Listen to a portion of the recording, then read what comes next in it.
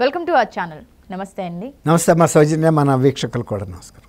గత 5 ఏళ్ల వైసీపీ ప్రభుత్వ హయాంలో టీడీపీని, చంద్రబాబు నాయుడు గారిని, పవన్ కళ్యాణ్ గారిని ఇష్టం వచ్చినట్టు అందరూ నోటుకొచ్చినట్టు మాట్లాడారు. సరే, ఇప్పుడు కూటమి ప్రభుత్వం వచ్చింది అనుకుంటే ఇప్పుడు కూడా అదే తరహాలో వాళ్ళని తిడుతూనే ఉన్నారు. అంటే ఎప్పుడు వాళ్ళ మీద రాయవేద్దామా అన్న చందంగా ఎవరికి వాళ్ళు మాట్లాడుతూనే తిడుతూనే ఉంటున్నారు.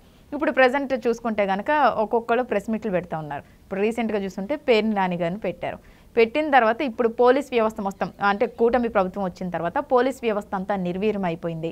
మనిషిని చంపుతున్నా కూడా ఈ పోలీసులు ఎవరూ పట్టించుకోవట్లేదు, వాళ్ళకు అనుకూలంగా పనిచేస్తున్నారు, టీడీపీ వాళ్ళకి అన్నట్టు చందంగా మాట్లాడుతున్నారు పేర్ని నాని. దాని గురించి ఏం చెప్తారు? పేర్ని నాని గారు గత 5 సంవత్సరాలుగా మంత్రిగా ఉన్నారు. జగన్మోహన్ రెడ్డి గారు క్వార్టరీలో అంతరంగికుల్లో ఒకరుగా ఉన్నారు. ఎలక్షన్ ముందు వాళ్ళ సొంత నియోజకవర్గంలో బందర్లో పోలీసుల్ని ఏ విధంగా దాడులు చేశారు, తర్వాత ప్రతిపక్షాల మీద దాడులు చేశారు ఎలక్షన్ ప్రచారం టైంలో, ఆయన మర్చిపోయాడు. ఇప్పుడు అధికారంలోంచి దిగిపోయిన తర్వాత పోలీసులు ఎలా వ్యవహరిస్తున్నారు, రెడ్ బుక్ రాజ్యాంగం అమలవుతుంది, అంతకుముందు ఏ రాజ్యాంగం అమలవుతుందో ఆయనకు తెలియదు. కాబట్టి అధికారంలో ఉన్నాడు కాబట్టి ఆయన రాలా. స్వయంగా ముఖ్యమంత్రి గారు సొంత నియోజకవర్గం పులివెందుల్లో ఏ విధమైన రాజ్యాంగం అమలైందో ఆయనకి అర్థం కాల. శంకరయ్య గారు సిఐగా ఉండి వివేకానంద రెడ్డి గారు లాంటి ఒక ప్రముఖుడి హత్యలో ఆధారాలు చెరిపేస్తుంటే అలా నిలబడి చూస్తున్నాడు తప్ప ఏం మాట్లాడలేని పరిస్థితి. ఇక్కడ స్వయంగా వాళ్ళ ఇంటి సందులో, వాళ్ళ ఇంటి పక్కనే, జగన్మోహన్ రెడ్డి గారి ఇంటి పక్కన వాళ్ళ బాబాయ్ హత్యలో ఇవాళ ఈయన ఇట్లా మాట్లాడటం అనేది చాలా విచిత్రంగా అనిపిస్తుంది. అంటే వాళ్ళ రాక వస్తే కానీ తెలియదని.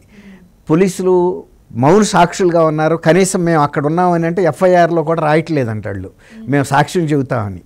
గతంలో అన్ని సంఘటనలకు కూడా వాళ్ళు పోలీసులు గత 5 సంవత్సరాల నుంచి అట్లా అలవాటు పడిపోయారు. ఏ జరుగుతున్నా నిలబడి చూస్తున్నామే తప్ప, తర్వాత ముఖ్యమంత్రులు వెళ్తుంటే చెట్లు కొట్టేయటం, లేకపోతే పరదాలు కట్టడం, రోప్పులు పట్టుకుని పరిగెత్తడం, తర్వాత ఇళ్ళు తలుపులు షాపులు మూయించడం. ఇప్పుడు నిన్న కూడా కలెక్టర్ల సమావేశంలో చంద్రబాబు నాయుడు గారు అదే చెప్పాడు. గత 5 సంవత్సరాల నుంచి పోలీసులు వాళ్ళ డ్యూటీలు వాళ్ళు మర్చిపోయారు, ఏం చేయాలో ఏం చేయకూడదో తెలియట్లేదు. వాళ్ళకి తెలిసిందల్లా ఈ 4-5 పనులే. చెట్లు కొట్టే కార్యక్రమం, ముఖ్యమంత్రి వస్తుంటే తర్వాత పట్టాలు కట్టేయటం, జనాలు రానివ్వకుండా ఉండటం, ట్రాఫిక్ ఆపేయటం, అవన్నీ వద్దు అని చెప్తున్నా కూడా టైం పడుతుంది వాళ్ళకి. అంటే అది అలవాటు పడిపోయారు 5 ఏళ్ల నుంచి ఆటోమేటిక్గా. కాబట్టి ఇవాళ ఈయన చెబుతున్న తీరు 5 ఏళ్ల నుంచి కూడా జరిగింది కాబట్టి ఆయనకి తెలిసే అవకాశం లేదు. అందులో ఆయన క్యాబినెట్ మంత్రిగా ఉన్నాడు 2.5 సంవత్సరాల పాటు. తర్వాత కూడా ఇంచుమించుగా అదే పవరు. ఆయన పోలీసులు గతంలో ఆయన మంత్రిగా ఉన్నప్పుడు పార్కింగ్ ఇక్కడ వద్దండి ఇంకోసారి పెట్టమని అంటే అప్పుడు మంత్రిగా కూడా ఉన్నాడో లేడో, ఎవడరా అని చెప్పి వాళ్ళ పోలీసు అధికారుల మీదకి దూసుకెళ్ళిపోయాడు ఆయన, అక్కడ పెట్టడానికి వీల్లేదు అన్నందుకు. అట్లాంటిది ఇవాళ ఆయన చెబుతున్నాడు వీళ్ళని బెదిరిస్తున్నారు పోలీసుల్ని, నిన్ను వీఆర్లో ఇస్తాను, అది చేయిస్తాను. స్వయంగా జగన్మోహన్ రెడ్డి గారు పదవిలోంచి దిగిపోయిన తర్వాత అసెంబ్లీలో లేటెస్ట్గా ఇక్కడ మీరు ప్లకార్డులు పట్టుకుని ప్రదర్శన చేయకూడదండి శాసనసభ ప్రాంగణంలో అన్నందుకు పేరు పెట్టుకుని అతన్ని బెదిరించిన సంఘటన మొత్తం మీడియా అంతా చూసింది. ఒక ముఖ్యమంత్రిగా ఉండి ఆయన లాండ్ ఆర్డర్ ఇన్ఛార్జిగా ఉన్న వ్యక్తి బాధ్యత తప్పి ప్రవర్తిస్తున్నప్పుడు వద్దండి అన్న పోలీస్ అధికారిని ఆ విధంగా బెదిరించడం అంటే అంతకన్నా బెస్ట్ ఎగ్జాంపుల్ ఏముంటుంది? అంటే నువ్వు ఇంకా ముఖ్యమంత్రిని అనుకుంటున్నావు, నువ్వు ముఖ్యమంత్రిగా ఉన్నప్పుడు శాసన ఉల్లంఘన చేసావు, ముఖ్యమంత్రిగా దిగిపోయి కూడా నా మాటే చెల్లాలంటున్నాడు. అంతెందుకు, ఆయన ముఖ్యమంత్రిగా ఉన్నప్పుడు 986 మంది నాకు సెక్యూరిటీ ఉండేవాళ్ళు, ఇవాళ 180 మందికో కుదిచ్చారు, నన్ను మళ్ళీ 986 మందికి పెట్టండి అని అడుగుతున్నాడు. అంటే ఆయనకి అసలు ముఖ్యమంత్రి హోదా ఉన్నప్పుడు ఉండే పరిస్థితులు వేరు, పదవి దిగిపోయిన తర్వాత వేరే అనేది కూడా ఆయన అర్థం చేసుకోవట్లా. అయినా ఆయనకు అంత ప్రాణభయం ఏంటో మరి అర్థం కాదు.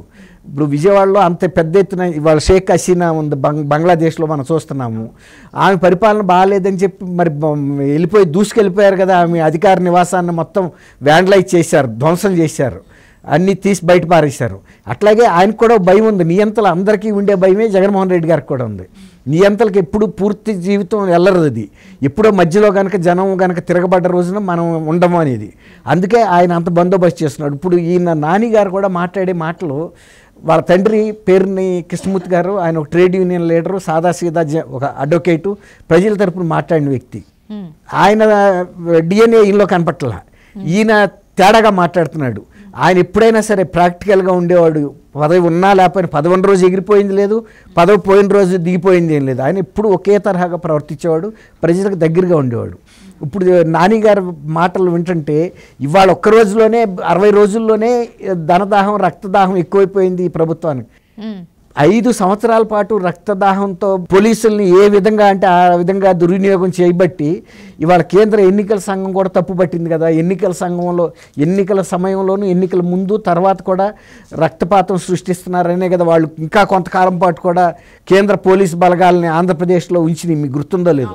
గతంలో అయితే అసలు ఎలక్షన్లు అయిన తర్వాత ఎవరికెవరు తగాదాలు ఉండేవి కాదు, ఆ క్షణంతో అయిపోయేది. కానీ అది మళ్ళీ కూడా కొనసాగించారు. మళ్ళీ చంద్రబాబు నాయుడు గారు పదవీ ప్రమాణ స్వీకారం చేశారాక కూడా హత్యలు జరుగుతూనే ఉన్నాయి. వీళ్ళు చెబుతున్నారు మా తెలుగుదేశం కార్యకర్తలు చనిపోయారని. దీనితో జగన్మోహన్ రెడ్డి గారు మళ్ళీ వెళ్ళి ఢిల్లీలో 33 హత్యలు 36 హత్యలు చెప్పాడు.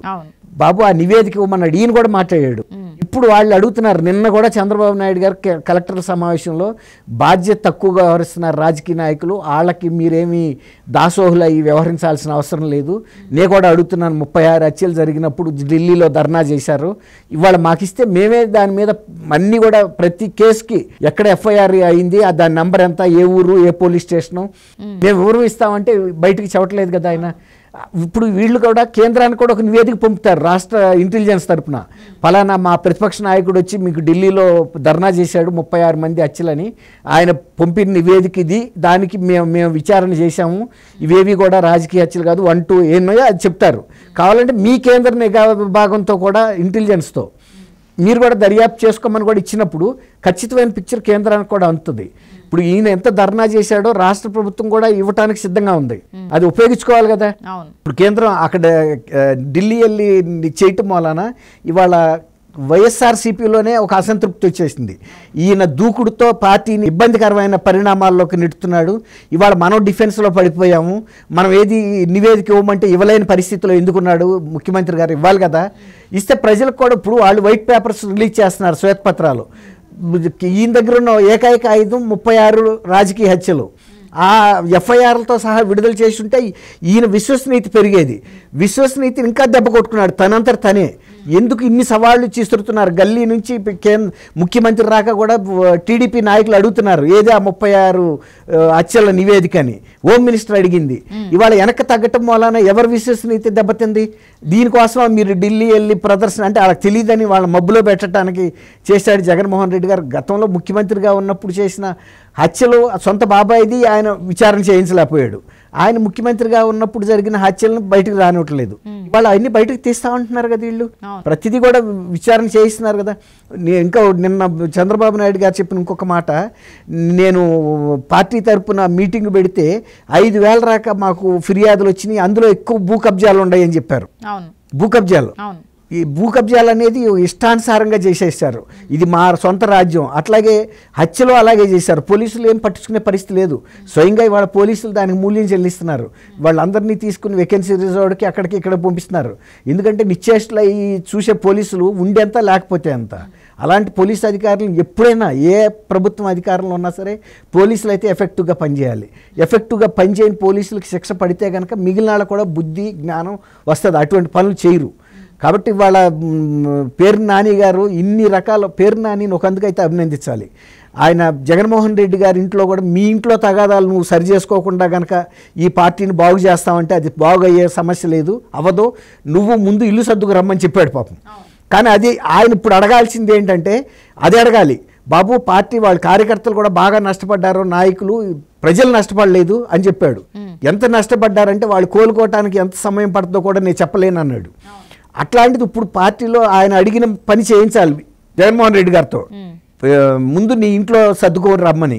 అది అడగకుండా ఇవాళ జగన్మోహన్ రెడ్డి గారు చేస్తున్న ఆరోపణలు పట్టుకుని నాని గారు కనుక ఎగిరితే ఆయన విశ్వసనీయత కూడా దెబ్బతింటుంది. అండ్ ఇంకోటి ఏంటి అంటే ఇందాక రెడ్ బుక్ ప్రస్తావన తీసుకొచ్చారు. ఇప్పుడు ఈ మధ్య ఏ వైసీపీ నేత చూసినా కూడా ఆ రెడ్ బుక్ గురించే మాట్లాడుతున్నారు.